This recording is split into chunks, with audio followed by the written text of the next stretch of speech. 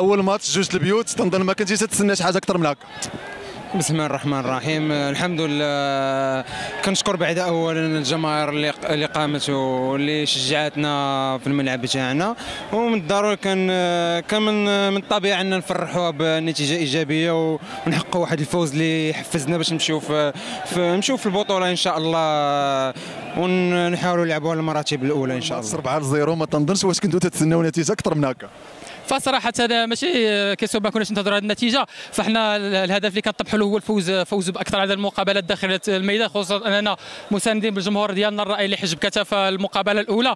نظن المستوى الفني ما كانش 100% في المقابله الاولى، لكن مع مرور الدورات نظن باننا غادي نتحسنوا وغنكونوا عند مستوى تطلعات الجمهور الشغوف بكره القدم هنا في مدينه مراكش. المجيد الزبيري العميد اللي اصيب قبل بدايه الموسم، ولكن غنطلبوا منه انه يعطينا بالضبط اول حاجه مهدي قبل ما تهضرنا على الماتش. عارفك انا فرحان الفرقه على بحال بربعه، ولكن انا بغيت نطمئن على الحاله الصحيه ديالك. بنتي ديال الحمد لله كتمشي مزيان، كيف دايره راك؟